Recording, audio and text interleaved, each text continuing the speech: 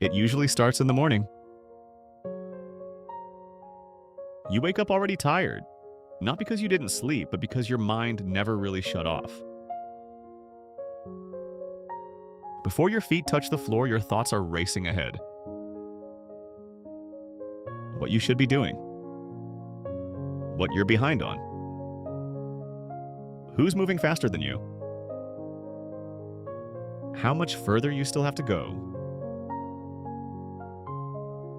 On paper, you're doing what you were told. You're ambitious. You're disciplined. You're trying to build a better life. And yet, something feels wrong.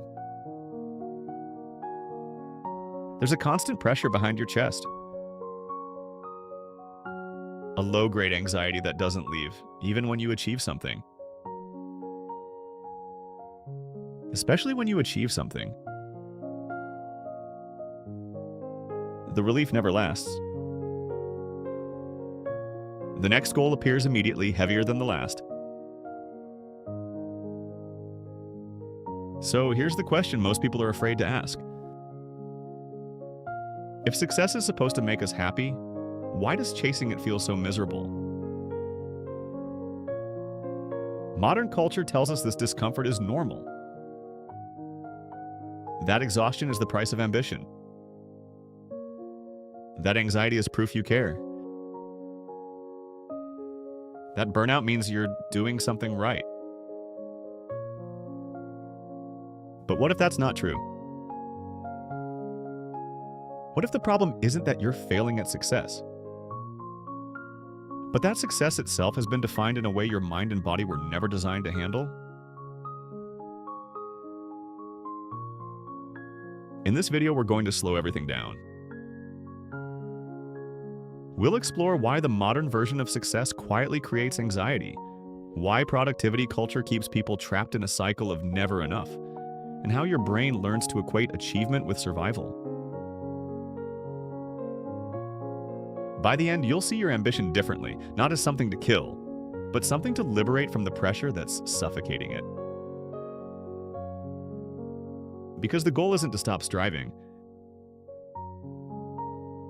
The goal is to stop suffering while you do. Get comfortable. Let's begin. When success becomes a threat instead of a reward. Your brain doesn't understand success the way society talks about it.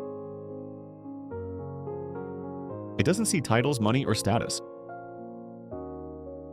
It sees threat and safety. Every time you chase a goal under pressure, fear of failure, fear of falling behind, fear of not being enough, your nervous system interprets success as something tied to survival. Miss the goal and something bad might happen: rejection, shame, instability, loss of worth. This is where anxiety enters the picture. Instead of success feeling like expansion, it starts to feel like a test you can't afford to fail. Your body stays tense. Your mind stays alert. Rest feels dangerous because slowing down feels like falling behind. Ironically, this is the exact state that reduces clarity, creativity, and long-term motivation. Neuroscience shows that when the brain is locked in chronic stress, it prioritizes short-term relief over long-term meaning. You become reactive. You chase quick wins. You confuse motion with progress. And the more you achieve under this pressure, the more your brain learns a dangerous lesson. I am only safe when I'm producing. That's how success quietly becomes a threat. You're not anxious because you want too much. You're anxious because your brain has learned to associate ambition with danger. This is why so many high achievers feel restless even at the top. Their external life improves, but their internal environment never stabilizes. The nervous system never learns that it's allowed to arrive. And no amount of achievement can fix that because the problem was never effort. It was the definition. The burnout loop no one escapes by winning. Burnout isn't a failure of discipline. It's the predictable outcome of chasing success without psychological safety.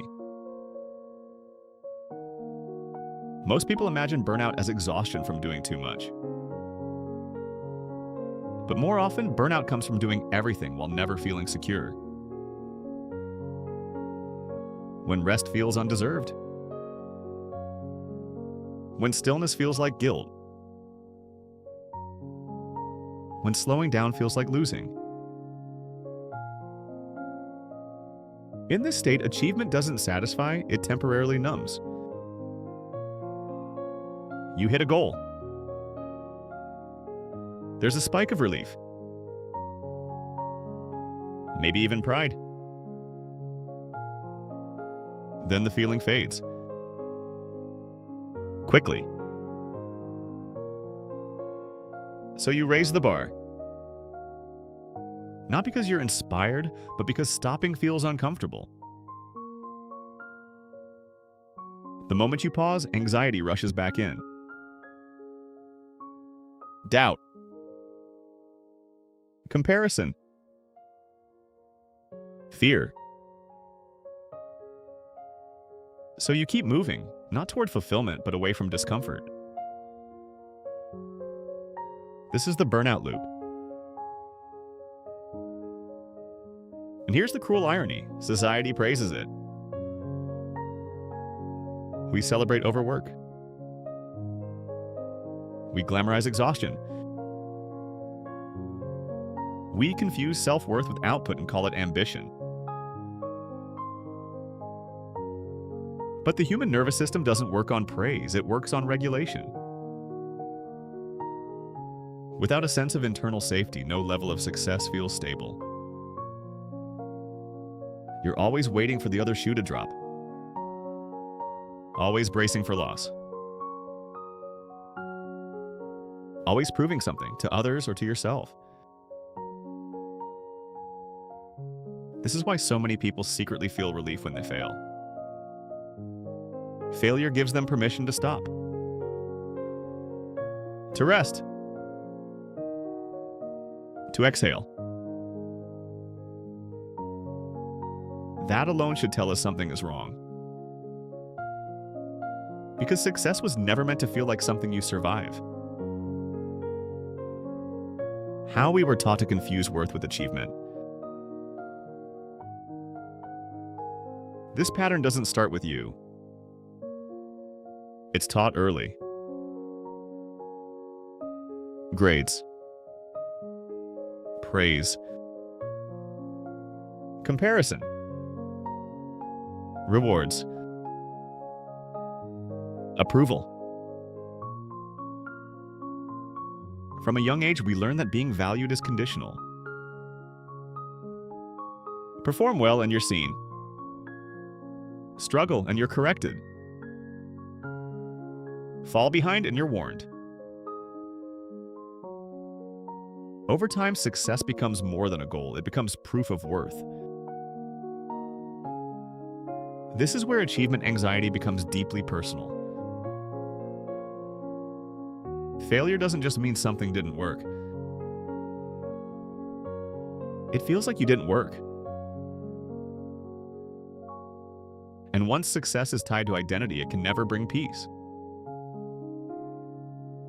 Because identities must be defended, maintained, protected. Ancient philosophers saw this clearly. Thinkers like Marcus Aurelius warned that tying your sense of self to outcomes makes you fragile. When circumstances change, as they always do, you suffer not because you lost something, but because you became something that could be taken away. Modern culture ignored this warning. Instead, it taught us to brand ourselves, optimize ourselves, and turn life into a performance. The result isn't fulfillment, it's constant self-surveillance. A mind that never stops evaluating itself. No wonder success feels heavy. It was never supposed to carry your identity. The first relief, realizing you're not broken. Here's the first truth that brings relief. There's nothing wrong with you. If chasing success makes you anxious, exhausted, or empty, it doesn't mean you're weak. It means your nervous system is responding exactly as it should to a definition of success, built on pressure instead of meaning. You weren't designed to live in constant evaluation. You weren't meant to prove your worth daily. You weren't built to confuse survival with achievement. Once you see this, something softens. The self-blame loosens its grip. The urgency fades just enough to breathe. And in that pause, a deeper question begins to surface. If this version of success is making so many people miserable, what's the alternative? That's where the real work begins. Because the problem isn't success itself. It's how your brain has been taught to define it. Addiction to achievement, reclaiming motivation.